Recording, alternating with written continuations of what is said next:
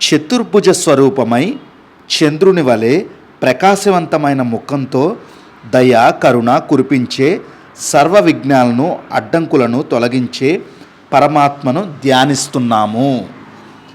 ఈ విధంగా వినాయకుడి యొక్క ప్రార్థన మనం చేసిన తరువాత మనం ఎప్పుడైనా సరే భగవద్గీతని చదువుకోవడం మంచిది. చాలామంది ఏంటంటే ఆ విధంగా భగవద్గీతను చదువుతారు.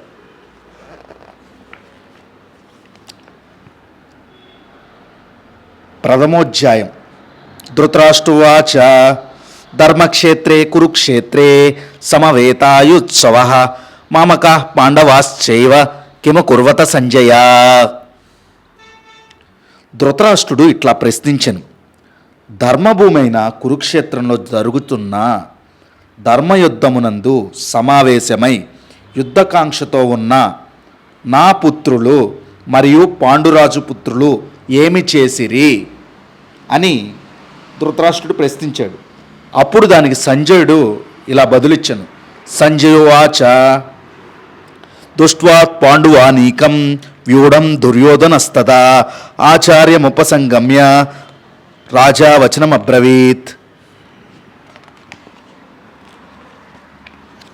భావం: సంజయుడు ఇట్లు చెప్పుచున్నాడు, ఓ మహారాజా, మన యువరాజు దుర్యోధనుడు వ్యూహరచన చేసి ఉన్న పాండవ సేనను చూసి గురువుగారైన ద్రోణాచార్యుని వద్దకు వెళ్ళి ఇలా మాట్లాడుతున్నాడు. పశ్యైతాం పాండుపుత్రాణం ఆచార్య మహతీంచవం వ్యూఢాం ద్రుపదపుత్రేణ తవ శిష్యేన దీవత. భావం: దుర్యోధనుడు ఇలా చెబుతున్నాడు, ఓ ఆచార్య, ద్రుపదుని పుత్రుడు ప్రతిభావంతుడైన మీ శిష్యుడు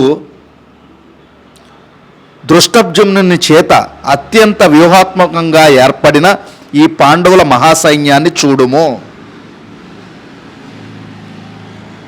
అత్ర శూరా మహేశ్వాస భీమార్జున సమాయుధి యూధానో విరాటస్య ద్రుపదస్య మహారథః.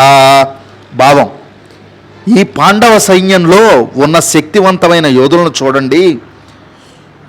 యూధానుడు సాత్యకి, యూధానుడు అంటే సాత్వికి, విరాటుడు, ద్రుపదుడు వంటి వారు యుద్ధరంగం నందు శౌర్యంతో భీమార్జునులతో సమానమైన వారు. ఇంకా దృష్టకేతుశ్చేకితానః కాశీరాజస్య వీర్యవాన్ పురుజిత్ కుంతిభోజస్య శైభ్యస్య నరపుంగవః.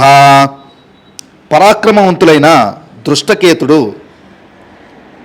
చేకితానుడు, కాశీరాజు, పురుజిత్ కుంతిభోజుడు, శైభ్యుడు చాలామంది ఉన్నారు అని మిగతావి మళ్ళీ చదువుదాం.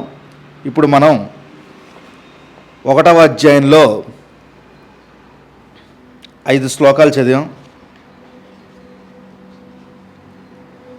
1, 2, 3, 4, 5 శ్లోకాలు చదివామండి. అలా రోజుకు ఒక 5 చొప్పున చదువుదాం. దయచేసి ఎవరికైనా నచ్చితే మాత్రం లైక్, షేర్ అండ్ సబ్స్క్రైబ్ చేయండి ఫ్రెండ్స్.